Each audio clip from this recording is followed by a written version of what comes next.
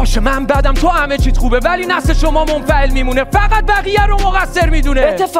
اتفاقا نسل ما دنبال اتحادن. تو قبل اینکه بخوای ما رو ول کنی و سریع مدرسه پاتو ببری، با کدوم کما مشورت کردی؟ اعتماد میکردی اگه بلدی؟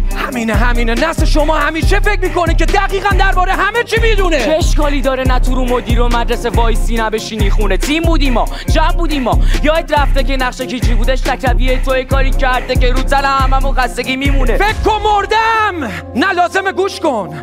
فکر کن معلم محبوبتون توی یه حادثه پود شد. چه کاری هستن؟ یه روز صبح میرین توی مدرسه میبینین اعلامیه زدن. ادامهش چی میشه؟ نمیشه جاده رو برگشت. کافیه یه دانشی رو تو یاد بگیری که واقعا خوشمزه است.